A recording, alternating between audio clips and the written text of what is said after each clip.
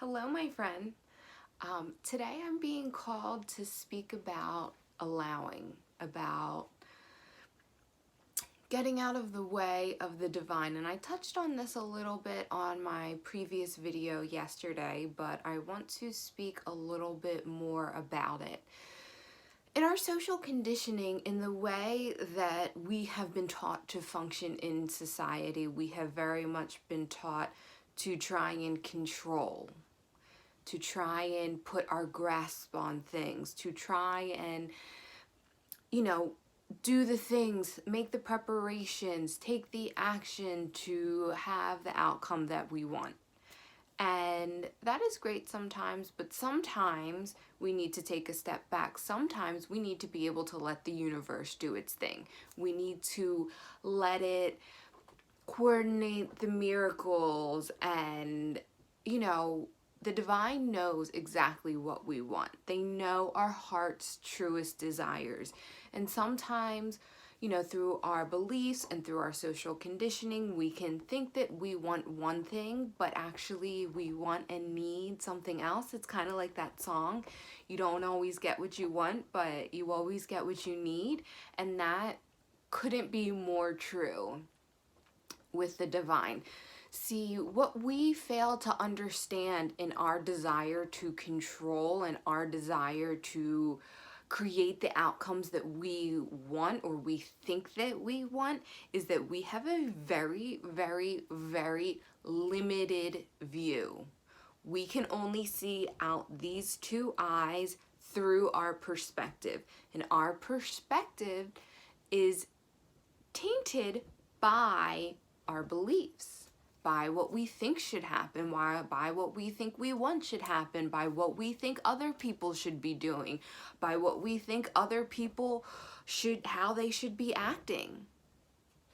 And that is the view that we have. And that is the only view that we have. And now I'm not saying that that's bad. We were born human for a reason. We were born human to have this human experience, to have this limited view. But what we have to accept and what we have to know is that the divine has the aerial view. God has, and I use God, the divine, and the universe interchangeably. It's all the same thing. Has that aerial view, that very zoomed out view where he can see the whole picture. And through that view, God is constantly trying to nudge us in the right direction and to put experiences and things in our path that are going to steer us towards the right direction. And now we might feel like these are bad. Why is this happening to me? What does this mean? And then, once you kind of understand that everything happens for you, I really went through this where I tried to justify everything. Like if I stubbed my toe, I was like, oh, well, maybe that has set me 3 seconds behind of where I would be. And then, then I'm really going to have the experience that I need to. And like, it was very, very, it very much like clogged my mind, and it was like irritating almost, and it was not the way to live. And I really had to let go of like constantly wanting to justify every little thing that was very much coming from my ego, to want to be safe and to want to know that everything was happening for a reason. We don't have to know what the reason is for everything to happen. We just have to know, we just have to trust, and we just have to have that faith that everything is happening for a reason, no matter what it is. And that things don't happen to us, they happen for us. And I want to touch briefly on something because, what everyone says, like, why do bad things happen to good people? And, like, why, horrendous things happen in this world. And we don't know why. We don't know those lessons. We don't know. I believe that on some level, a lot of people talk about heaven and hell and what happens after we die. What if the hell wasn't a fiery place that we spent in all eternity? What if it was a personal hell?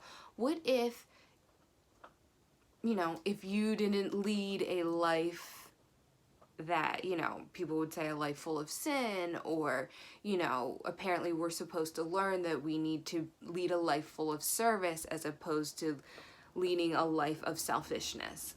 So, say you lead a life of selfishness and you die. What if your hell is not being lit on fire for the rest of your life? What if your hell was to be reincarnated as a good person that bad things happen to? And now this is again a little bit of my ego trying to justify things. But what if? What if when you died, if you didn't get it, you didn't get there, God is like, okay, well, I'm going to send you back as into a life that is going to teach you to be kind, that is going to teach you compassion, that is going to teach you how to be of service to others, that is going to teach you that we are all one. And you're going to continue to lead different lives and to do different things until you are evolved, until you evolve into that knowing, into that trust, into that faith, into knowing that the external world is not just a reflection of our internal world, but our external world is not a place that we should be seeking anything. Anything that we want, love, joy, peace, fulfillment, all of that power. Power is a big one in our world. Power is something that comes from within. Power is knowing that you are a divine being that creates your reality. You are a very vibrational being that attracts like vibrations. So, we don't know, how our karma plays out. We don't know why exactly things that happen in our life are happening to us. And the point is it's not for us to know. The point is to realize that everything happens for us, not to us. And our job is to heed the lessons because we're here to purely evolve. That's evolve or die. That's why we're here. And we evolve by learning, by growing, by taking those experiences in and acknowledging them as our teachers. And that is our allowing, that is what we are here to do. And that is why the divine, we need to give the divine space to allow. We need to not be so intent on controlling things. So that is my message for today. I hope you enjoyed it, and I will see you next time, my friend.